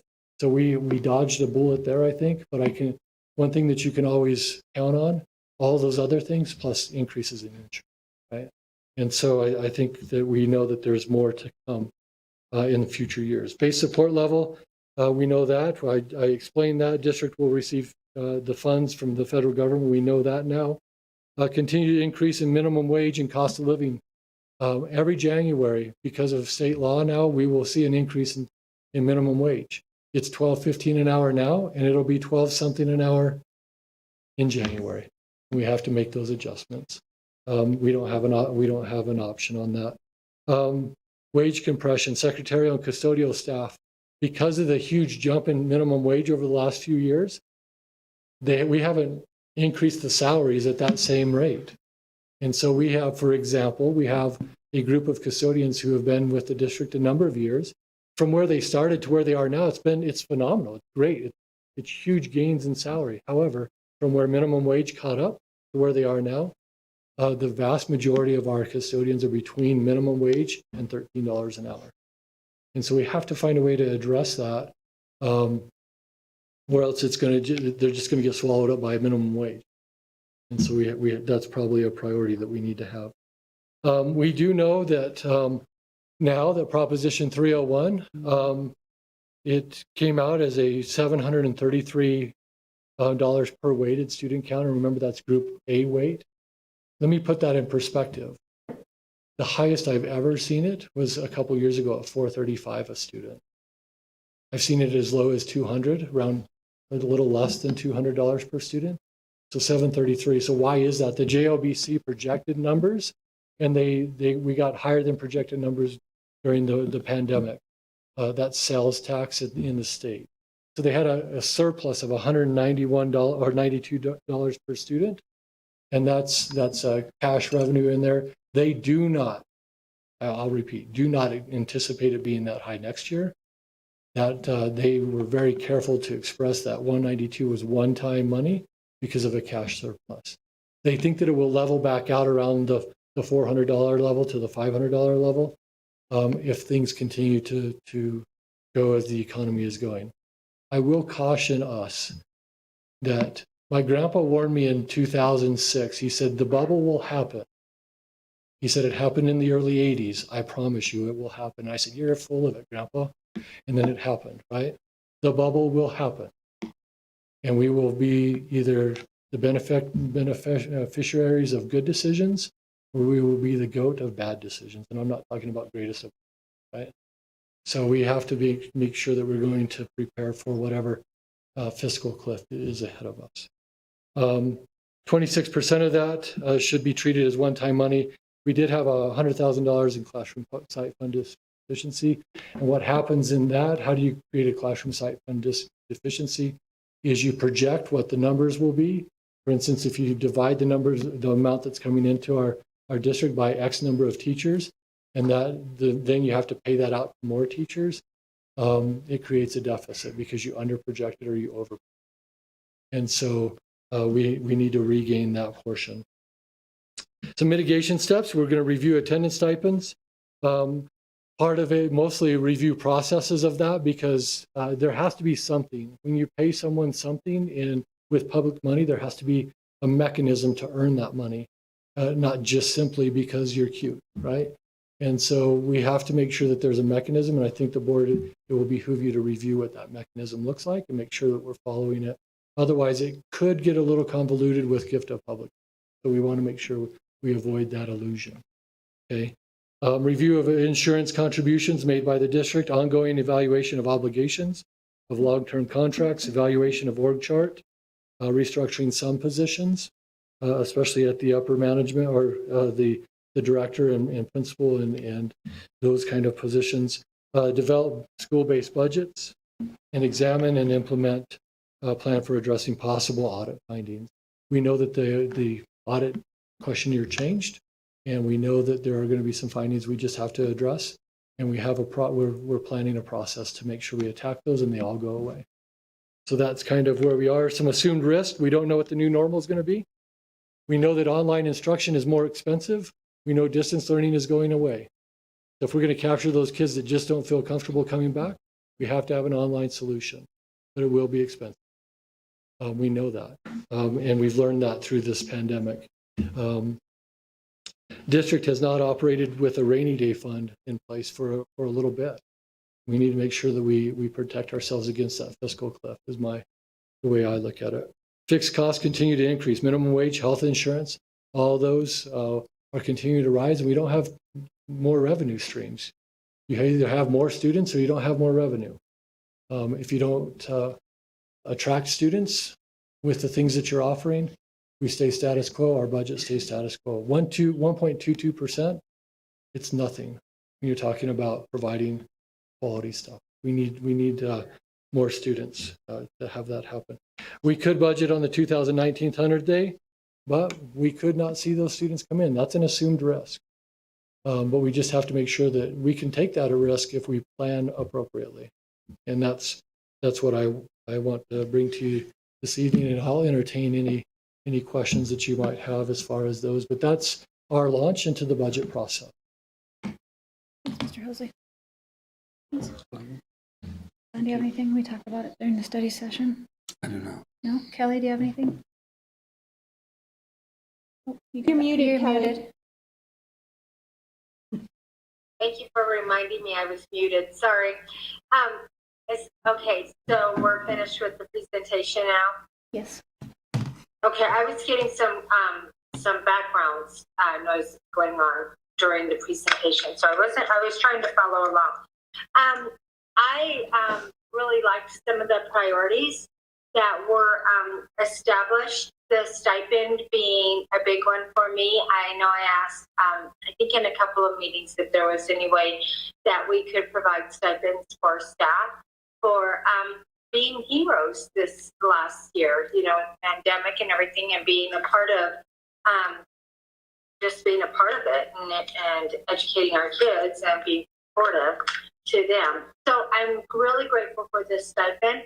I also wondered if maybe we should look into maybe having some type of a coordinator position that could maybe help us with developing some type of a pamphlet or something, providing services and providing resources that are available for students who may be undergoing some extra stress this last year.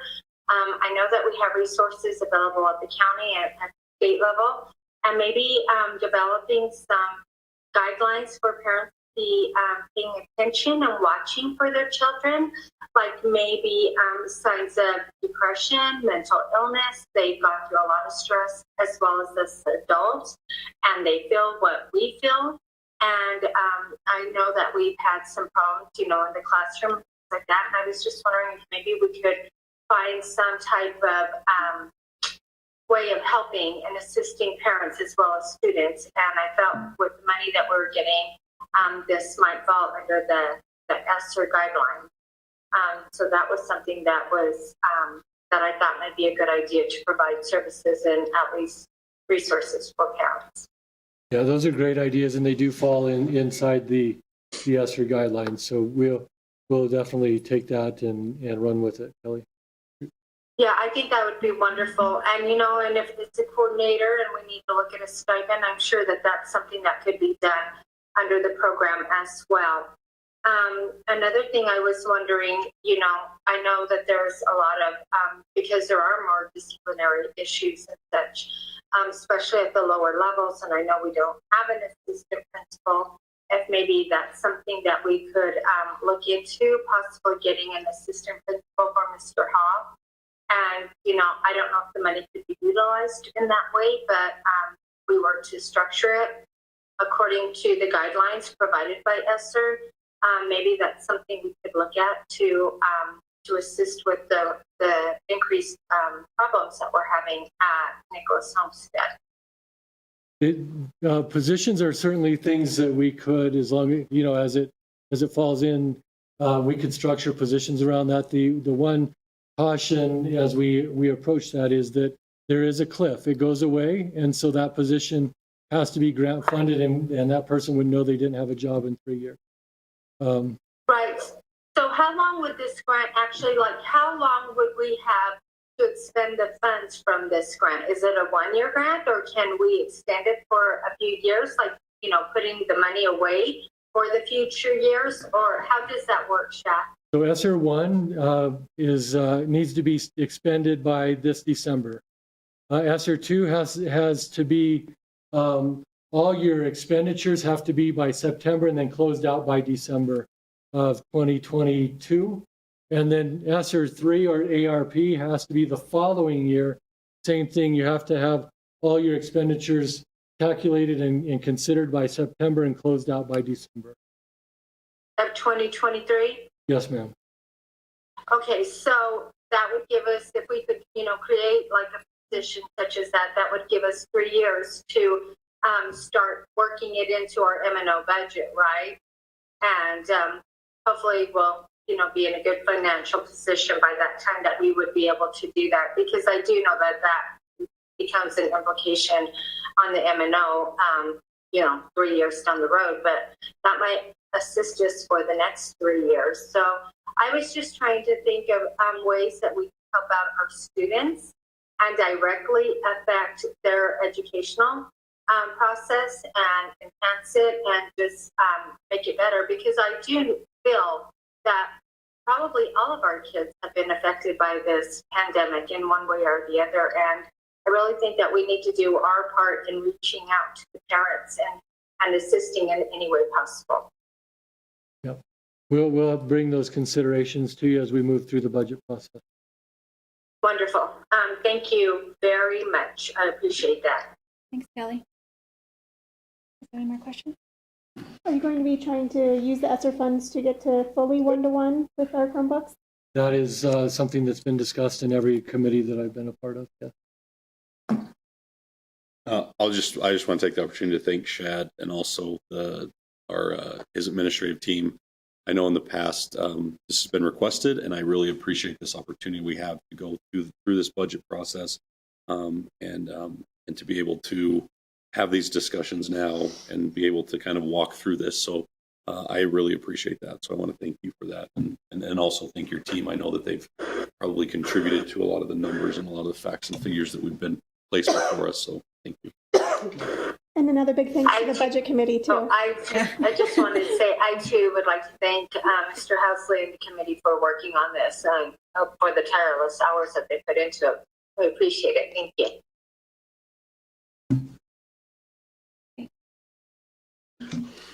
We need to, that was just a discussion, That right? was just just discussion. Yes, Okay, ma'am. thank you. Item 7.2, discussion and approval of the fiscal year 22 health insurance proposal. Madam President, we're going to give a little time to Vanessa. I just want to set the plate. Insurance, I think I said it in the budget committee meeting, and I'll say it here. I hope it's not inappropriate, but insurance sucks. It's a horrible discussion. It's never fun. It's probably the worst part of this whole discussion when you talk about budget, because it doesn't do anything but go up. And sometimes I hate paying it until I need it, right? And so there's two things I want to keep in perspective tonight. One is the 7% increase. 7% increase, we currently pay about $2 million, just under $2 million in insurance costs. 7% is about $140,000. So we have to take that into consideration, that $140,000 first. The second thing that we have to take into consideration is equity. I don't think it's appropriate at times to provide inequitable services to our employees. And I think as you hear Vanessa talk tonight, one thing that she's identified is that our plan design in the past has probably been more inequitable than she would prefer and I would prefer. I just wanted to set that. The problems that we have are twofold: that 7% increase, $140,000, and equity in delivery of services. Okay, Vanessa. Okay, so I was going to bring the printed out attachments. I'm sorry, but it is on the board docs if you want to follow along. So trying to tackle this, I wanted to gather as much data for you guys as I could, like historically, what have we been doing? What does it look like? And give you a clear picture and give the staff a clear picture of what exactly it is. So all the data that I considered, that we considered as a committee, it's all right here. There's nothing additional that just I have or Shad has. So if you'll go to the very bottom, if you're looking at the attachment, it starts in fiscal 18-19. And just kind of looking overall, one of the first things that I noticed is if you look in the kind of beige colored, the column is the district paid grand total. And as you can see there, it's just not quite equitable. So I gave this example earlier, but if I choose a certain plan and then my coworker Susie Joe chooses a certain plan, the district is paying different levels of money for these plans for each employee. So that was the thing that really stuck out to me initially was we need to make that as equitable as we can. It should be as much as we can for each employee. So with that in mind, and then as you look at the HSA money, that's a big factor in these grand totals. I'm not sure the level of thought or how those were initially calculated. Mathematically, I ran a lot of numbers to see how they correlated according to the level of the high deductible plan that they're included with. So just real quick, not to bore you, but everybody understands when you're choosing insurance, whether it's for your car or anything else, you consider levels of risk. What am I comfortable with? What coverage will I pay for that I feel comfortable with it for me? So the least level of risk for an employee is the copay plan. There's not a high deductible. It's the most expensive plan. To me, and I jotted this down, my first thing looking at it was the 80-20 rule. You have 20% of people that really, really utilize the insurance, driving 80% of our cost. It's inevitable. It's in every company. That's the way it is. So as you go down, the $1,500 deductible, you're taking on a little more risk, $2,500, a little more, $5,000. With our plans, you're taking on the most level or the highest level of risk. So with that in mind, mathematically, I had to make those numbers correlate. So if I'm going to choose a $1,500 deductible, what is the jump if I say, well, I'm going to go ahead and go up to $2,500? It's 1.6 times the level of risk. So in the proposal, those numbers mathematically reflect a 1.6% or 1.6 times, increase, and then up to the 5,000 is a 3.33 times increase. And mathematically, that plays out in the HSA contribution. I would have loved it to be higher, but mathematically, they have to correlate. So I know one of the other factors is when you look at 7%, you're thinking it's a lot, but it's not like, the 15%. The HSA money is not included in that 7%. And last year, so this fiscal year, but we paid out the HSA, the two payments, one in September, one in December, was a little over $200,000. In addition to that, you have the rate increase. So just for last year, and I included it on the narrative on board docs, overall that brought the increase from 1920 to this school year. It was a 22.74% increase, which was a $369,000 increase. Unfortunately, my recommendation, my opinion, is that the district is just not able to continually absorb those kind of increases. And with the trends of insurance, it's going to continue to go up, especially now that COVID, I think for this school year, the pandemic, when they set rates, it was July 1. I don't think anyone anticipated that we'd now be almost through a school year and we're still, like, COVID's still front and center. So I think insurance rates, just our prescription drugs alone for our district went up almost 300%. So it's dealing with the COVID. There's the stress, there's kids are under the stress, the family. So increasing, the rates are just going to continue to increase. With that in mind, and I ran hundreds and hundreds of different scenarios trying to come up with what I felt was like my really best, getting advice from other business managers. We had the committee, talked to the girls in the office, ran scenarios. So the proposal that you see at the top, it's really like my level best of what the district can do to still cover most the if you start with the copay, we're still, if you go all the way to the right, the percent the district is going to pay is still close to 80%. It's 77.58. It does give the employee paid portion $200 out of the monthly premium, which kind of to translate that to how it equates to your paycheck is $120 for 20 pay periods. If you go with the high deductible plan, $1,500, the employee paid portion is $76, and that is $45.60 over 20 pay periods. If you go with the high deductible $2,500, it's $60 for the employee paid portion, and that equates to $36 for 20 pay periods. I felt, and everybody felt, it was important to still offer something for those that, because we have people that express interest in opting out, or they just, insurance maybe isn't, they can still have an insurance coverage. So that would be your highest level risk is the $5,000, and that would still be covered 100% by the district. If you look at the total percentages, the high deductible is still covered a little over 92% by the district. The copay or the 1,500 plan is still a little over 90% covered by the district. I just think this kind of is basically us putting our oars in the water. Like, we have to kind of get some stability here. And I'm not an insurance expert, but obviously I think everyone can agree that the insurance rates are continually going to go up.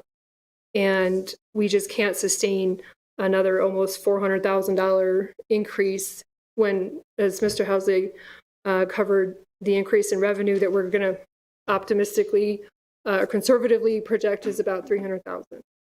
So with that, did you want to add more on the opt-out? Yeah, there's a couple of things to consider too. When you talk about plans, there were some really good ideas that came out of the committees that we talked about, and we explored what those look like. At this point, some of them might be able to come out as we do plan design next year. That's what Kairos had visited with us about, and they said right now at this point in the juncture, that's something we can't do for you, but we can look at that and explore it deeper early on next year, and we hope to do that, especially when we meet with the budget committee starting October, November of next year. But when you think about this, for the first time in a long time, there's what we call an experience index, and it's a factor inside the budget. And I shared in the work session, Snowflake for the first time in a number of years lost their experience index. What that indicates to me is that they're hiring more and more. The age of their staff is lowering, right? So they lose their experience index. Well, ours is following the same trend. So the younger your staff get, the less the less people want to be in there, and those who are left in there will drive the cost even higher because they're the ones that use the insurance. And so if you offer an opt-out solution for them, they would leave the plan, and that would leave those who need it the most, that 20% that drive the cost, in the plan, and it would drive the factors through the roof for everyone that was left in the plan. So offering a higher risk plan for those who might otherwise opt out at zero cost and have that zero cost option, I think it's really good. So our two factors, remember, were the 7% increase and the equity. And I think if you look at the district pay grand total, this year, our most expensive plan was $9,400, and that was the high deductible $1,500. And you don't see any equality in services. So if I chose the 5,000 high deductible plan, I got less of a benefit from the district than the one who chose the high deductible 1,500. And we want whatever benefit we give to our employees to be equalized or equitable as much as possible. And I think you can see Vanessa's effort to provide that in the plan recommendation is, I think we're pretty close. I don't know how much closer you could get. So Vanessa, we can entertain any questions you might have. Any questions? No? When will this impact employees? So the insurance open enrollment is in May. So they would select their plan. And then, because the insurance is covered, even though a lot of our staff works 10 months, we prorate it. So they're done paying the insurance here shortly. So they don't pay obviously over the summer. And then when they come back, it would start in like mid-August for their first portion out of their check. Kelly, do you have any questions? Kelly, do you have any questions? No, I just wanted to ask, has this been presented to the staff as of this point? This hasn't been presented to the staff as a whole. It's been presented to the budget committee, the 18 staff members that were on that, and it was also presented to the administrative staff. Wonderful. Okay, I'm glad that the budget committee at least got to hear it. So thank you. And thank you, Vanessa, for putting this together. I know it's rough doing insurance and figuring that out every year and trying to do something that's equitable and fair for all. And I think you guys have come up with a really good plan. Thank you. Was there any feedback from the budget committee or admin team? Yeah, there were some things that they noticed in general. There was some good feedback on the plan equity, right? They thought that was good. The distribution of that. There were some things that they would like to see built into plans future. I thought were great ideas. Incentivizing HSA contributions by incentivizing healthy habits. I think that's that was a great contribution that we can look for in our plan design later on. Looking at the high deductible 2,500 plan and the amount that the employee pays versus the amount of the HSA, they're very close. And so could you create another portion of a plan that allowed for someone to opt for something where it's a zero cost plan, but there's no HSA contribution? That was something that Kairos committed and said it's something we could do, absolutely, but not right now, because they'd have to build that plan design out, and it would put us past our deadlines for open enrollment. So perhaps next year we can look at that early on. So Shad, what if I chose the HDHP $1,500 plan? How much HSA money could I get from this district if I was an? Right now, it's the recommendation is $450. Mm-hmm. Currently, it's $1,000. Okay. So essentially, what was created is a second PPO plan that was free to the staff at a high cost to the district, $9,400 per employee, whereas even the copay plan was $8,400 per employee at district cost. Have we reached out to providers like Summit and stuff? I know one of the plans that we have at the county is if you go get your annual wellness exam, you get $400 in HSA money, and then it kind of helps people who might be at high risk identify it earlier, and it's an overall cost benefit to the plan. If you have somebody in their 50s who might have high cholesterol, but they're still fine, they don't know about it, they go get checked up, and then they can get them on some sort of statin medication or something like that, then they're able to reduce the future costs if they had a heart attack or they had some other, offset some type of heart disease or something like that. Is that what you're talking about for next year's plan, is to be able to put those types of incentives into that? Yes. And that came from the budget committee, the staff budget committee. Yeah. Anything else, John? Appreciation for how much. Thanks, Vanessa. Yeah, thank you, Vanessa. Madam President, with that, we bring forth for your consideration the proposed FY 21-22 insurance plan for the next year.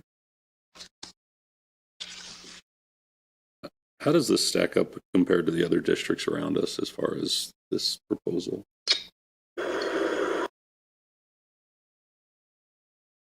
As far as this proposal and what they contribute? Yeah, if I'm a teacher coming up, if I'm one of the 155 or 54 Gilbert teachers who just got laid off last week, and I, wanting to get out of the rat race down in the valley, and I decided to come up here and I apply for a Sholo job and I apply for a Snowflake job. And they say, okay, here's your salary, you know, all that. Here's your benefit package. How does this stack up towards Holbrook, Blue Ridge, Snowflake, all that? Well, Blue Ridge is in the same Kairos as we are. Okay. They may choose to design their plans differently. I don't know exactly where they are. They haven't shared with us a lot lately. They didn't share their plan. Vanessa can speak to some of the other ones. I know in visiting with some friends in other rural districts that are with ASBATE, they're trying to find out how they can even tap into the 15%. In fact, some of them aren't even ready to bring recommendations to their boards yet because 15% is a lot. And and they're just anticipating that it's going to continue to rise with whatever things happen this year. And so I can't speak, maybe Vanessa could speak to some other plan designs that she looked at as she was going, but we're fortunately, our pooled rates were buffered because the pool that we're involved with involves Chandler Unified is a part of that. We have some bigger people in our pool that help with that. So makes sense. And Brandy sent us an email today from ASBA surveys on benefits. So they have a good capture things pretty good from what people are paying. So Snowflake, although they didn't share their exact plan coverage and dollar amounts with me, they were able to share that they offer two plans. It's one high deductible or the copay. So maybe next year we could slim down and I don't know. We'd have to really explore like what the options are. Obviously, this was a short amount of time. It's been a crazy year. Like we tried to cover so much ground in a short amount of time. I wish there was more time. But going forward, just to kind of throw out a little bit of additional data, we do have supplemental plans that are entirely optional for employees. You know, if they choose accident insurance, the hospital, I think there's like a terminal illness. We offer dental and vision. All of those are at employee cost only. And a lot of those are quite fairly, at least 50% participated in. And some of the rates are higher than I know for sure because I pay for dental.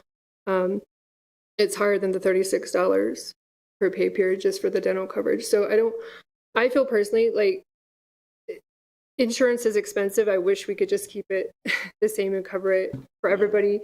For my own self, like this is a consideration for me. Like I have to pay the same rate. So it's not something that's decided lightly or with no thought. It took an extreme amount of thought. We tried to be comprehensive. We tried to get input from as many people as we could with the least amount of impact for the staff. So, Vanessa, could you share with those who weren't part of the work session what percentage of our staff have choose family, the family? So with these rates and this data is for employee only. As with any insurance plan, you have the option out of your own pocket if you would like to add your children to your plan or to your family to the plan. So as an employee, if I want to add just my children, there's a rate. The employee paid rate is this, and then there's a multiplier for the children. Currently, we have 5 staff members out of the 220 that are insured that do that. And then we have also the employees have the option to insure their families if they'd like. As you can imagine, it's quite spendy. I can't afford to add my family. But the family plans, we have 20 people. And we do have, I will say that there's a disclaimer on that. We have at least 5 that are dual spouse. Both employees work here. So that's skewed a little bit.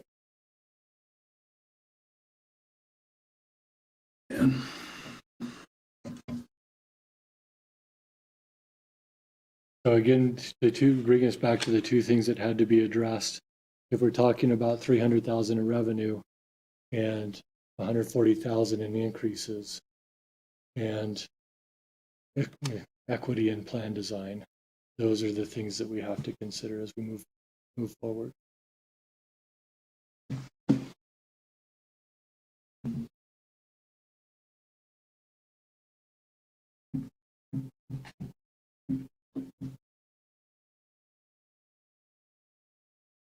I guess I'll motion Anyone's to gonna do approve the, as presented, the fiscal year. I'll second. All in favor? Aye. Kelly, aye. Opposed? Kelly? Yeah. She's nodding. Okay. Yes. Opposed? Any further discussion? Motion passes. Item 7.3, approval of National Cooperative Purchasing Alliance. Mrs. Beecroft.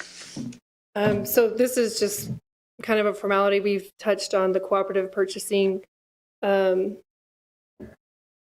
guess, options that the district has. I'm continuing to join different purchasing cooperatives that we can leverage the vendors that we're using. Currently for this year, we had one contract that the district, one vendor that the district, I guess, buys from over and over again, and that's Shamrock Foods that we were utilizing the cooperative. One. We have so many vendors that are part of these cooperatives that offer significant discounts that's one of my goals over next year. It's going to be a lot of work, but kind of hit reset on all those vendors. Hey, we're going to come in under a cooperative. We want a discount. So I'm hoping that we can gain some savings, some significant savings on those. So this one here is the National Cooperative Purchasing Alliance for your approval. So when we join these,